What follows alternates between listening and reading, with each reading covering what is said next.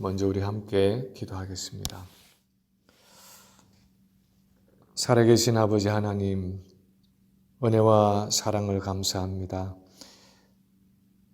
오늘도 저희에게 새로운 이 한날을 허락하시고 복되고 거룩한 주님의 날을 허락하셔서 흩어진 여러 성도들이 마음을 모아서 하나님 앞에 예배할 수 있는 이 복된 시간을 허락해 주심을 감사합니다.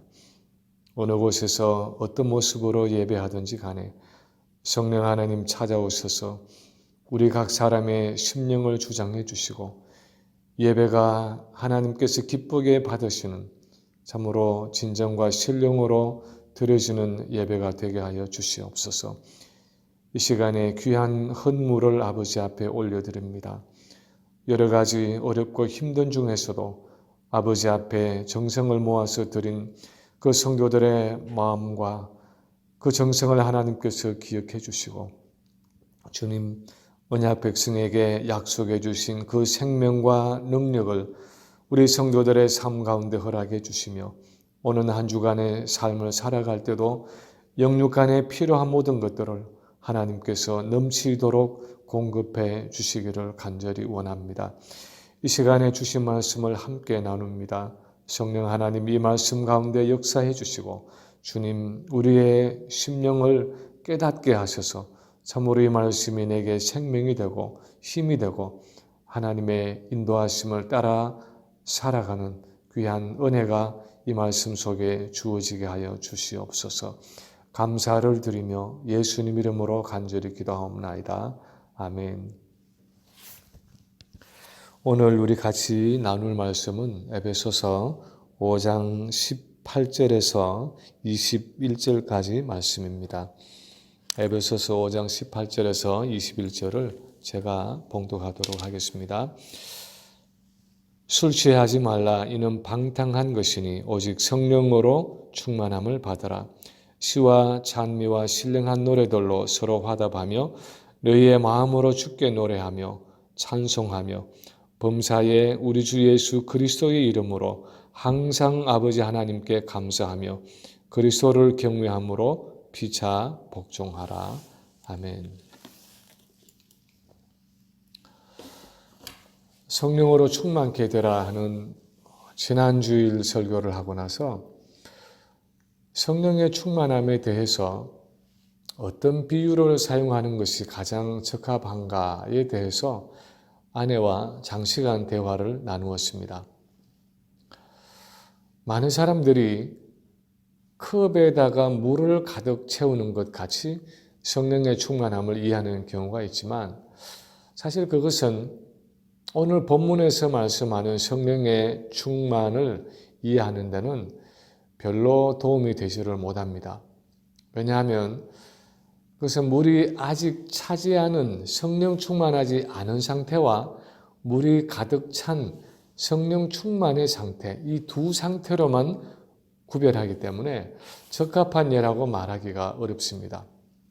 거기다가 한번 물이 가득 차면 더 이상 채울 필요가 없이 가만히 있어도 그 상태가 유지되는 것 같은 느낌을 주기 때문에 성경적으로 보면 좋은 예라고 말할 수가 없습니다.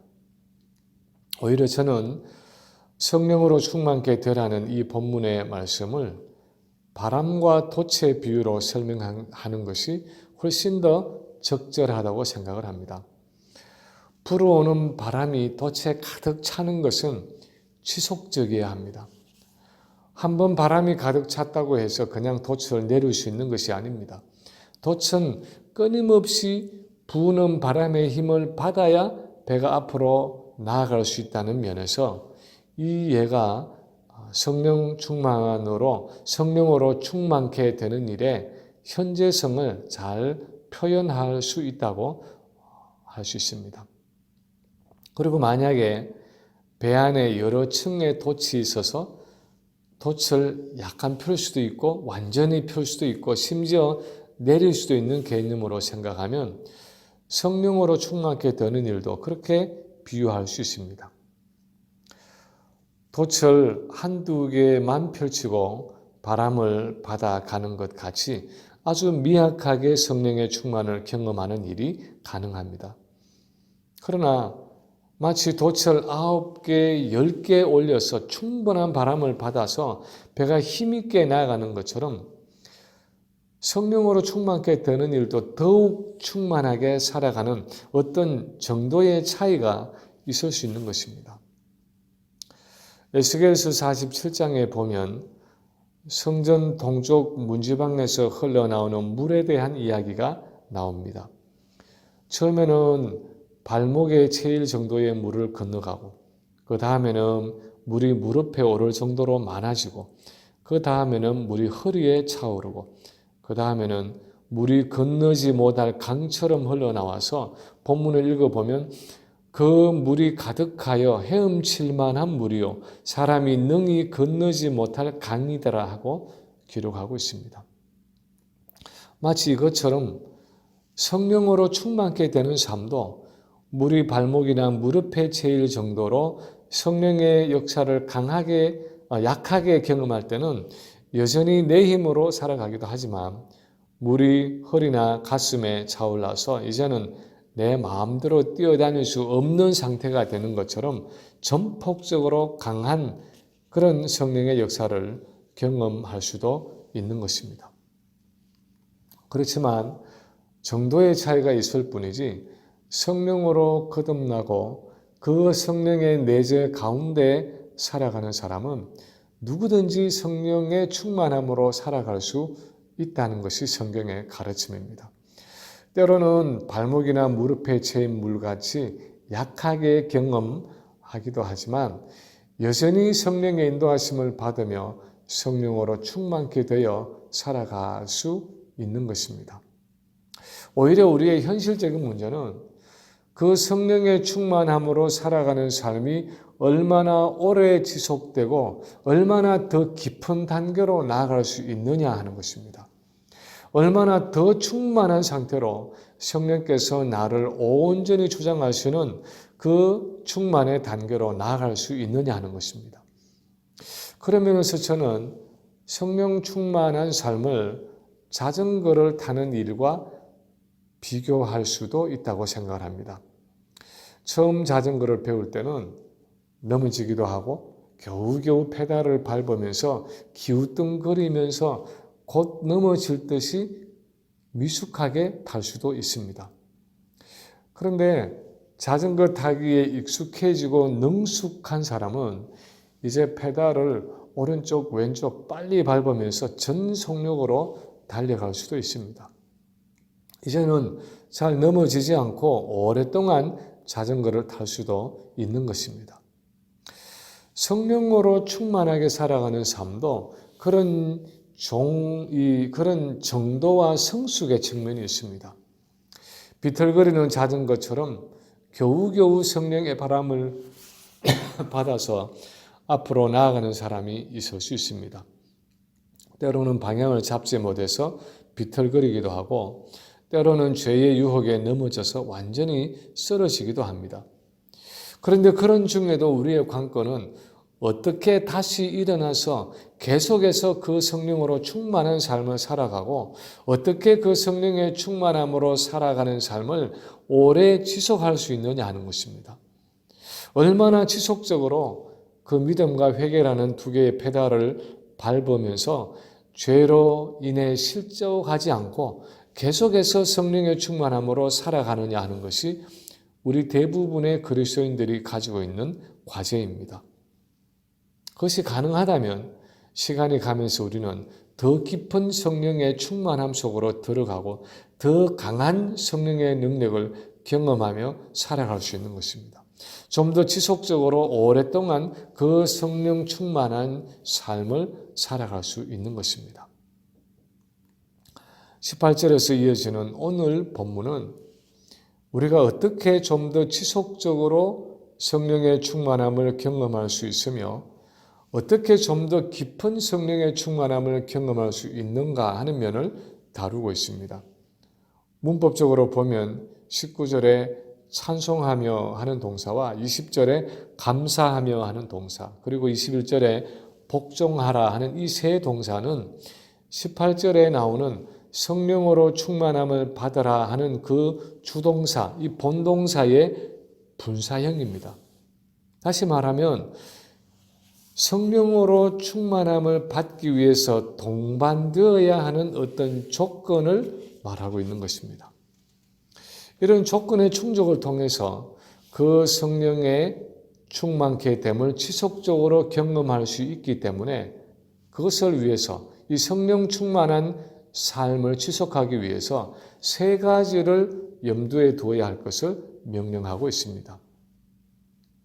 첫 번째는 성령의 충만을 지속하기 위해서 무엇보다도 예배와 찬양이 있어야 할 것을 말씀하고 있습니다. 예배와 찬양이 있어야 성령의 충만을 지속할 수 있다고 말하고 있습니다. 19절 말씀에 보면 시와 찬송과 신령한 노래들로 서로 화답하며 너희의 마음으로 주께 노래하며 찬송하며 라고 기록하고 있습니다.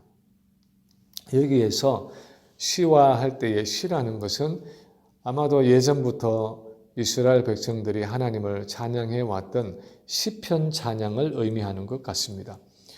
예수를 믿게 된 그리스도인들도 구약의 시편으로 이루어진 찬양을 불렀던 것 같습니다. 찬송 또는 예전 성경에서 번역하는 찬미라는 것은 아마도 좀 더 신약적인 개념의 찬양으로 예수 그리스도의 구속의 은혜를 노래하는 찬양으로 생각이 됩니다. 신령한 노래 또는 이 영적인 노래라는 것은 아마도 그 당시 성도들이 적극적으로 노래했던 찬양이나 어떤 방언 찬양이 아니겠는가 하고 성경학자들은 추측합니다. 어쨌든 본문에서 말씀하고 있는 것은 교회 공동체가 모인 중에 서로 화답하면서 시편 말씀으로 찬양하고 그리스도를 높이는 찬양을 하고 영적인 찬양을 할 때 그것은 성령으로 충만케 된 결과이기도 하지만 또 그 성령의 충만을 지속해 가는 한 방편이 된다는 것입니다. 공동체의 예배라는 것은 예로부터 성령의 충만함을 받고 지속하는 한 중요한 방편이었습니다. 공동체 안에서 함께 말씀을 나누고 함께 찬양하고 함께 기도하고 함께 예배하는 그 시간은 마치 숯불이 하나하나 따로 떨어져 있을 때보다도 함께 모여 있을 때 훨씬 더 강하게 오랜 시간 불타오르듯이 서로 힘을 모아서 성령의 충만함을 경험하고 지속하는 아주 중요한 방편이 바로 공동체의 예배였습니다. 특히 찬양은 성령 충만한 삶을 경험하는 한 중요한 수단이라는 것을 본문이 가르치고 있습니다. 저는 개인적으로 오늘 본문에서 바울이 성령 충만을 위해서 왜 단순히 그냥 기도해라 하고 말하지 않고 시와 찬송과 신령한 노래들로 서로 화답하라 하면서 전심으로 찬양하는 공동체의 이 예배를 강조하고 있는지 참 궁금합니다. 근데 좀 깊이 생각을 해보면 먼저 이 찬양에는 하나님의 말씀이 들어 있습니다. 특히 시편 찬양과 같은 경우에는 시편에 있는 성경 말씀의 곡조를 붙여서 부르는 말씀의 확증이고 말씀의 선포라고 할 수 있습니다. 하나님의 약속의 말씀을 붙드는 믿음의 행위가 바로 우리가 부르는 찬양입니다. 그리고 찬양에는 또한 기도의 요소도 들어 있습니다. 찬양은 곡조가 붙어 있는 기도이고 신앙 고백입니다. 찬양은 기도이면서도 또 기도 이상인 것은 그것에 곡조가 붙어 있어서 전인격적으로 나를 열고 나를 하나님 앞에 가져오는 어떤 전폭적인 헌신의 요소가 있기 때문입니다. 오늘 본문에서 너희 마음으로 주께 노래하고 찬양하며 하는 것처럼 대체로 찬양은 지적으로 우리의 신앙을 고백할 뿐 아니라 감정적으로 내 마음의 전부를 담아서 찬양하기 때문에 전인격적이고 속에서 우러나오는 진정한 신앙의 고백이 되는 경우가 많습니다. 사도행전 16장에 보면 빌립보 감옥에 갇혔던 바울과 실라가 찬송할 때 갑자기 큰 지진이 나서 옥토가 움직이고 문이 다 열리고 모든 사람의 매인 것이 다 풀어졌습니다. 물론 기도도 했겠지만 결정적으로 찬송할 때 그들이 성령의 역사를 강하게 경험한 것입니다.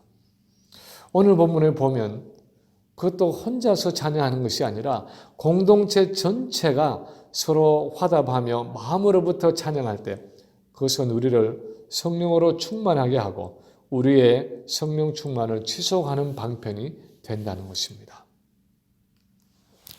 저는 이 코로나 바이러스 사태로 인해서 안타깝지만 우리가 공동체의 예배로 모이지 못하면서 잃어버리고 있는 것 중에 하나가 바로 이런 요소라고 생각을 합니다. 공동체가 함께 모여서 뜨겁게 찬양하고 기도하고 예배할 때 주어지는 그때 유지되는 성령으로 충만케 되어지는 역사가 그냥 혼자 앉아서 인터넷으로 설교를 듣고 속으로 찬양을 따라하며 드리는 수동적인 예배여서 현저하게 약화되고 제약을 받을 수 있는 것입니다. 그래서 우리는 성령의 충만한 역사를 위해서 혼자서라도 그냥 부부가 함께라도 가족들만이라도 마음을 다해서 서로 화답하며 찬양하는 그 전심으로 드리는 예배의 시간이 필요한 것입니다.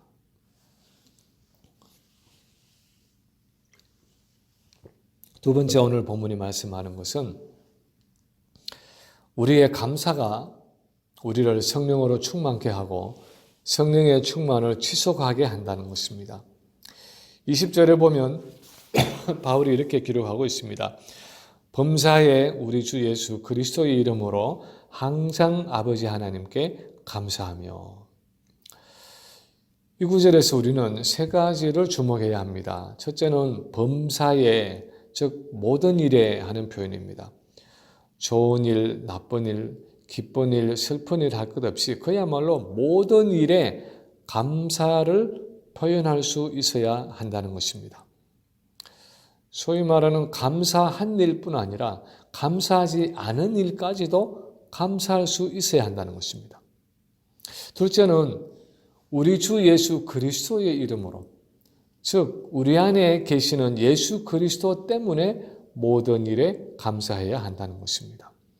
여기서 우리 주 예수 그리스도라는 이 표현은 그리스도와의 연합을 강조하는 바울의 전형적인 표현입니다. 그냥 예수님 때문에 라고 표현하지 않고 우리 주 예수 그리스도 때문에 라고 표현하는 것은 우리와 영적으로 하나 되어서 성령을 통해 우리 안에 역사하시는 그 예수 그리스도 때문에 하는 의미입니다. 그래서 나와 함께 계시는 그 예수님 때문에 감사하라는 것입니다. 우리 감사의 조건이나 근거가 예수 그리스도 자신이 되어야 한다는 것입니다. 그분 한 분만으로 만족하고 감사해야 한다는 것입니다. 셋째는 항상 하나님께 감사하라는 것입니다. 이것은 내가 기쁠 때나 슬플 때나 항상 감사하는 것입니다. 내 마음이 소망으로 넘칠 때나 내 마음이 낙심으로 가라앉을 때나 내 마음에 불평이나 원망이 찾아올 때나 내 감정에 관계없이 내 환경에 관계없이 항상 감사하라는 것입니다. 우리가 잘 아는 것처럼 이것은 결코 쉬운 일이 아닙니다. 그러나 내 안에 성령을 통해서 예수 그리스도가 살아 계시기 때문에 그 예수님 때문에 어떤 경우에도 불평 원망하지 말고 감사하라는 것입니다. 적극적으로 감사를 표현하라는 것입니다. 이렇게 도저히 감사할 수 없는 상황 속에서도 믿음으로 감사할 때 성령으로 충만케 되는 우리의 삶이 지속되어진다는 것입니다. 우리는 이 감사와 성령 충만한 삶의 관계를 잘 파악하지 못하고 생각 없이 불평하고 원망하다가 성령을 근심케 하고 성령을 소멸할 때가 있습니다.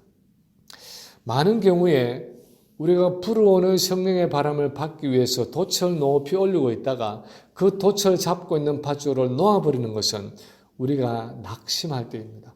우리가 불평하고 원망할 때입니다. 어떤 낙심되는 일, 어떤 불만스러운 일이 찾아올 때, 내 마음에 들지 않고 내가 원하지 않는 어떤 상황이 닥쳐올 때 우리는 나도 모르게 낙심해서 그 믿음의 돛을 잡고 있던 손을 놓아버릴 때가 있습니다. 그래서 올리고 있던 돛을 떨어뜨리게 되는 것입니다. 자전거로 비유를 하면 믿음으로 계속 밟고 있던 그 페달을 멈추는 것입니다. 믿음과 회개라는 두 개의 페달을 계속 밟아야 자전거가 넘어지지 않고 계속 앞으로 나아가는데 불평과 원망은 이 믿음의 행위를 멈추게 하는 것입니다. 그래서 자전거가 쓰러지게 되는 것입니다. 그러나 어떤 상황 속에서도 내가 감사한다는 것은 특히 내 안에 예수 그리스도가 계셔서 생명과 능력을 공급해 주고 계시고 내 삶 속에 그분이 성령을 통해서 여전히 내 안에서 내 삶 속에서 역사하고 계신다는 사실을 믿음으로 붙잡고 끝까지 감사할 때 그것은 올려진 믿음의 돛을 계속 당기는 행위와 같은 것입니다. 믿음과 회개라는 그 자전거의 페달을 계속 밟아가는 행위라는 것입니다. 그래서 그런 장애물에도 불구하고 우리가 여전히 성령으로 충만한 삶을 지속하게 되는 것입니다. 저는 예전에 한번 말씀드렸던 이 코리템 붐의 언니 베시가 성령 충만한 삶을 살아갔던 한 방법은 이런 종류의 감사였다고 생각을 합니다.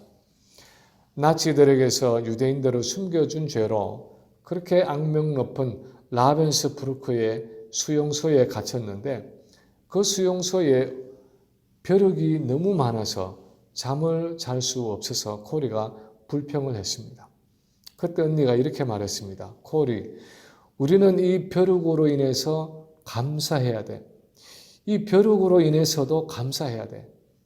하나님이 이 벼룩을 주신 것은 다 그분의 선하신 뜻이 있기 때문이야. 그런데 벼룩 때문에 너무나 괴로웠던 코리는 다른 것들은 몰라도 이것만큼은 언니와 동의할 수가 없었습니다. 그런데 나중에 보니까 그 벼룩 때문에 간수들이 그 감방에는 가까이 오지 않았고 그 간수들의 감시를 피해서 그들은 자유롭게 성경을 읽고 찬송을 부르고 예배를 드리면서 주변에 있는 사람들에게 전도를 할 수 있었던 것입니다.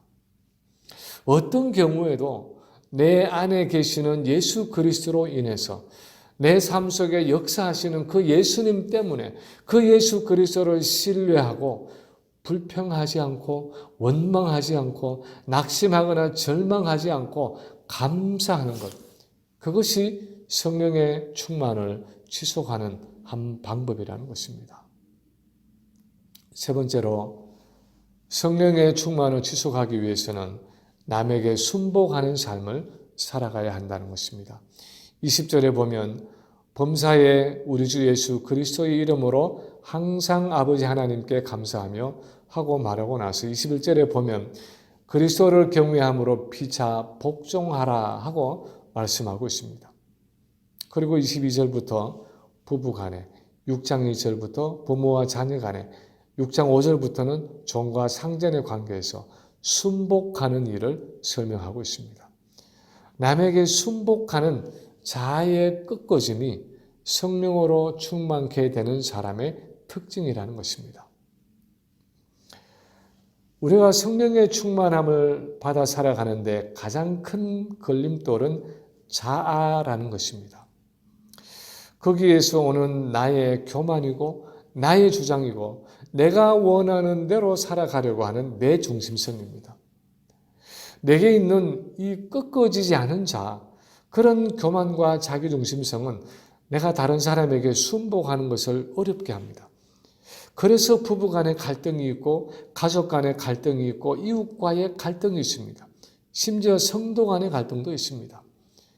그런데 성령으로 충만하게 된다는 것은 내 자신의 죄악됨을 하나님 앞에 고백하고 내 자아를 꺾을 뿐 아니라 사람 앞에서도 자아가 꺾어진 사람으로 살아간다는 것을 의미합니다. 그것은 내가 상대방에게 무엇을 잘못했다는 의미가 아닙니다.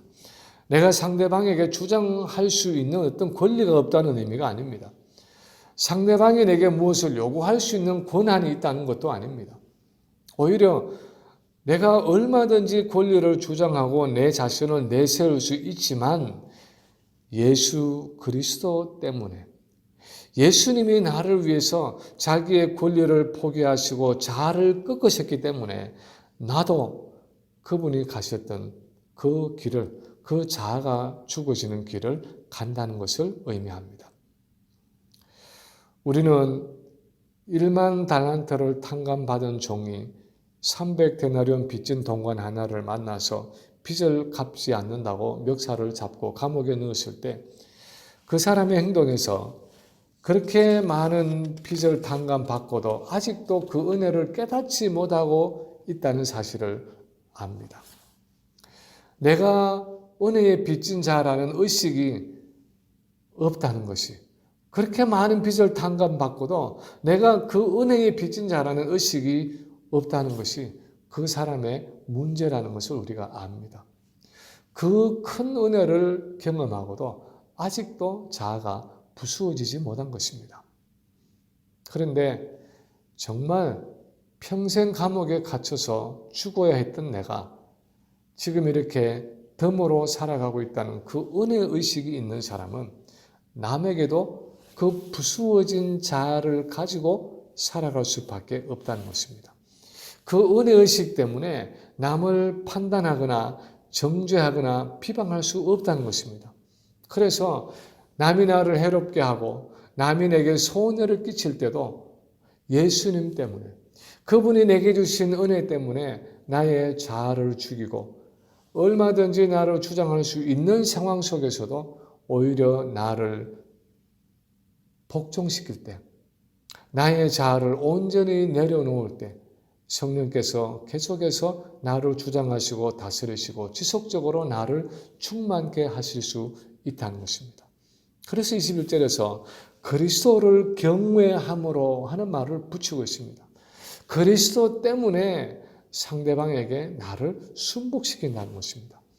그 사람 자신을 보면 내가 순복할 만한 가치가 없는 사람일 수 있습니다.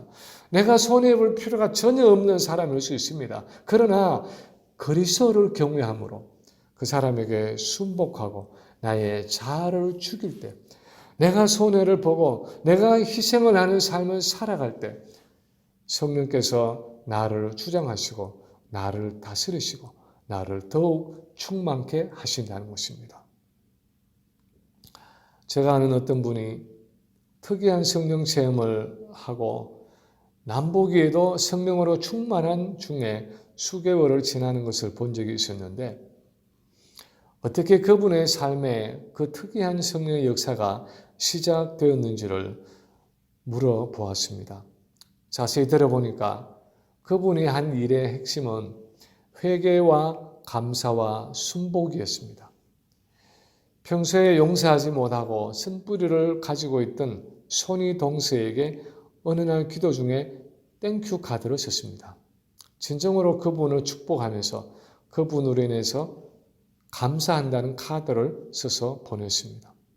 그리고 그동안 그분을 사랑하지 못하고 그분으로 인해서 감사하지 못한 것을 하나님 앞에 회개했습니다. 하나님 앞에서는 물론이고 그 동서 앞에 자신을 순복한 것입니다. 그런데 평범해 보이는 그 작은 일이 시작이 되어서 그분의 심령에 전에 없던 성령의 역사가 주어졌습니다. 그래서 수개월 동안 전에 한 번도 경험하지 못했던 방식으로 성령에 붙잡혀서 살아갈 수 있었다는 간증을 들었습니다. 정말 내 힘으로가 아니라 성령의 바람에 떠밀려 가는 것 같이 살았다고 고백을 했습니다. 우리가 예수 그리스도 때문에 우리 자신을 낮추고 우리 자신을 내려놓고 남에게 순복할 때 주님이 우리 안에 전에 없던 성령의 역사와 충만함을 허락하시는 것입니다. 이제 말씀을 마칩니다. 우리는 때로 살아가면서 성령이 우리의 삶 속에 역사하시는 순간들을 경험한 적이 있으면서도 그것을 꾸준하게 지속하지 못할 때가 많습니다. 마치 자전거를 탈 때 이제는 발을 땅에서 떼고 페달을 밟고 앞으로 천천히 나아가는 것처럼 성령으로 충만케 되는 삶을 시작하다가 때로는 그 모멘텀을 잃고 다시 넘어져서 땅에 주저앉을 때가 있습니다. 그런데 왜 내가 성령으로 충만하게 살아가는 그 삶을 지속하지 못했는지 그 원인을 생각하지 않고 살아갈 때가 많습니다. 그런데 오늘 본문은 우리가 그 성령의 충만을 지속하기 위해서 무엇을 해야 하는지를 우리에게 가르쳐 주고 있습니다. 말씀과 기도와 찬양이 어우러진 영적인 예배가 우리 삶에서 끊이지 않아야 합니다. 그 뜨거운 찬양과 영적인 예배를 통해서 성령은 지속적으로 우리를 그리스도의 생명으로 채우시고 충만케 하시기 때문입니다. 또한 감사할 수 없는 환경 속에서도 감사해야 합니다. 적극적으로 감사해야 합니다. 그런 감사야말로 바로 주님이 내 안에 계심을 인정하는 믿음의 행위이고 그 믿음과 주님을 향한 신뢰를 통해서 성령이 우리에게 더욱 충만하게 역사하시기 때문입니다. 세 번째로 주님을 경외함으로 다른 사람에게 순복할 수 있어야 합니다. 주님 때문에 나의 자아를 끊고 나의 교만을 버리고 나의 권리를 포기할 때 그 꺾어진 자아 속에 성령이 물밀듯이 들어와 채우시고 우리의 인격과 삶을 온전히 주장하시기 때문입니다. 바라기는 우리 안에서 우리를 더욱 충만히 채우기 원하시는 그 주님의 마음을 알고 예배와 감사와 순복을 통해서 주님의 영이신 성령으로 계속해서 충만케 되는 우리 모든 성도들의 삶이 되시기를 주님의 이름으로 간절히 축원합니다. 우리 함께 기도하겠습니다. 하나님 아버지, 오순절에 오신 성령께서 우리 안에 거하시고 역사하심을 감사합니다. 불어오는 바람과 같이 우리의 심령을 채우시고 우리의 삶을 인도해 주시는 것을 감사합니다. 말씀과 기도와 찬양과 예배를 통해서 날마다 그 성령의 충만한 역사를 경험하게 하시고 감사와 순복을 통해서 그 성령으로 충만한 삶을 항상 지속할 수 있는 저희 모두가 되게 하여 주시옵소서. 예수님 이름으로 감사하며 기도하옵나이다. 아멘.